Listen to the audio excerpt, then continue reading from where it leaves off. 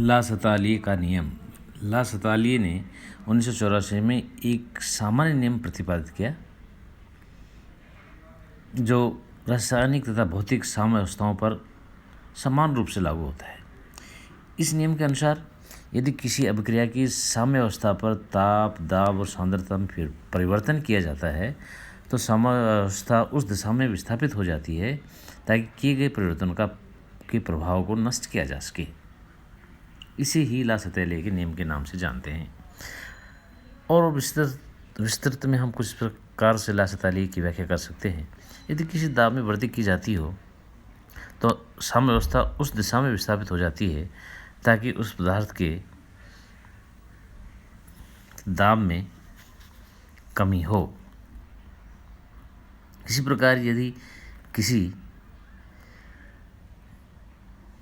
सांद्रता परिवर्तन में वृद्धि की जाती है तो साम्यावस्था उस दिशा में विस्थापित हो जाती है ताकि उस पदार्थ की सांद्रता में कमी हो। सिमिलरली ताप के लिए कह सकते हैं हम, तो ताप में वृद्धि की जाती हो तो साम्यावस्था उस दिशा में विस्थापित हो जाएगा जिससे ताप में कमी हो सके। उनको स्पष्ट रूप से हम कुछ निम्न प्रकार से समझा सकते हैं। सबसे पहले लेते हैं हम सांद्रता परिवर्तन का उदाहरण। एक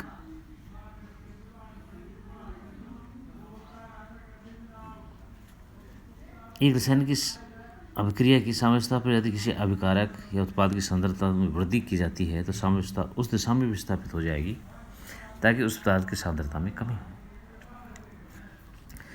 for example, nitrogen plus hydrogen से अमोनिया बनती है। अब साम्यावस्था पर यदि नाइट्रोजन अथवा हाइड्रोजन की सांद्रता बढ़ाई जाए तो साम्यावस्था अग्र दिशा में विस्थापित हो जाएगा। और यदि ताकि नाइट्रोजन हाइड्रोजन की सांद्रता में कमी हो। इसी प्रकार यदि साम्यावस्था पर अमोनिया की सांद्रता बढ़ाई जाती है तो साम्यावस्था बैकवर्ड दिशा में विस्थापित हो जाएगा। दाब परिवर्तन का प्रभाव। यदि किसी गैसीय अभिक्रिया की साम्यावस्था में उस दिशा में विस्थापित हो जाती है जिस दिशा में गैसों के आयतन में कमी होती है।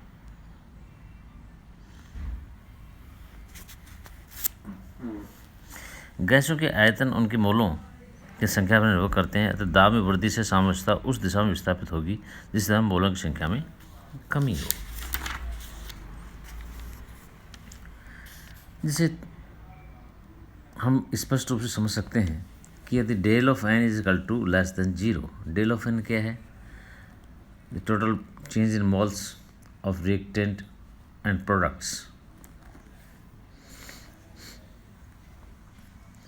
अगर del of N is equal to less than 0 इसका डेल्टा एन ऋणात्मक हो तो दाब बढ़ाने पर साम्यावस्था अग्र दिशा में और दाब में कमी करने पर साम्यावस्था बैकवर्ड दिशा में विस्थापित होती है, जो उदाहरण दिखाए गए हैं।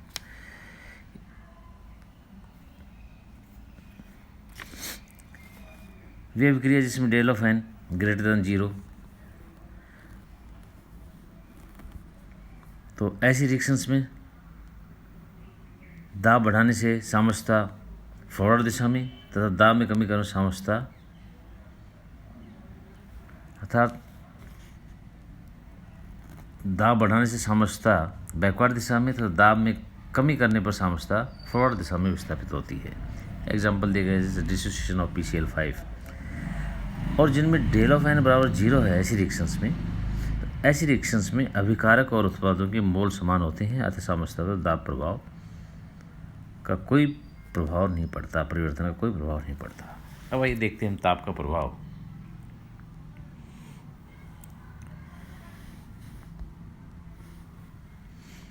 यदि किसी अभिक्रिया में साम्यावस्था के ताप में वृद्धि की जाती है तो साम्यावस्था उस दिशा में विस्थापित होती है जिस दिशा में ऊष्मा का अवशोषण होता है। ऊष्माक्षेपी अभिक्रिया में A प्लस B साम्यावस्था Ck प्लस ऊष्मा है तो ताप बढ़ाने पर साम्यावस्था प्रतीप दिशा में विस्थापित होती है क्योंकि अभिक्रिया में प्रतीप की दिशा में चलने पर ऊष्मा का अवशोषण होता है।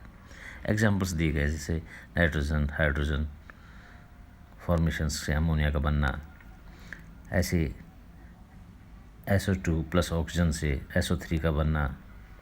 तो उपरोक्त सभी अभिक्रियाएँ ऊष्माक्षेपी हैं तथा ताप बढ़ने पर साम्यावस्था पश्चिम दिशा में तो ताप घटाने पर साम्यावस्था अग्र दिशा में विस्थापित होती हैं। अब देखिए साम्यावस्था पर अक्रिय गैस मिलाने का प्रभाव। वे अभिक्रियाएं जिसमें डेल ऑफ एन 0 होता है, साम्यावस्था पर अक्रिय गैस मिलाने पर कोई प्रभाव नहीं होता है। लेकिन जिन अभिक्रियाओं में डेल्टा एन का मान 0 नहीं होता, उनकी साम्यावस्था पर अक्रिय गैस मिलाने का प्रभाव निम्न प्रकार से होता है। स्थिर आयतन पर कांस्टेंट वॉल्यूम, यदि आयतन में परिवर्तन हुए बिना कोई अक्रिय गैस मिलाई जाती है तो साम्यावस्था पर कोई प्रभाव नहीं होता है। अक्रिय गैस मिलाने पर यदि कुल दाब में वृद्धि हो जाती है परंतु अभिकारकों और उत्पादों के आंशिक दाब में परिवर्तन नहीं होता है, क्योंकि कुल दाब में वृद्धि अक्रिय गैस के मिलाए गए मोलों के अनुक्रमानुपाती होती है। स्थिर दाब पर यदि दाब स्थिर रखते हुए अक्रिय गैस मिलाई जाती है तो आयतन में वृद्धि होती है, अर्थात मोलों की संख्या में वृद्धि होती है। परिणाम स्वरूप अभिकारकों और उत्पादों के आंशिक भिन्न में कमी होती है, अंततः उनके आंशिक दाबों में कमी होती है। अतः जिन अभिक्रियाओं में del of N is greater than 0 अर्थात धनात्मक होता है, साम्यावस्था अग्र दिशा में विस्थापित होती है। For example distillation of PCl5 again PCl3 plus chlorine है। जिन अभिक्रियाओं में del of N is less than 0 उसमें साम्यावस्था हमेशा पश्चिम दिशा में विस्थापित होती है, जैसे example of SO2 plus oxygen SO3।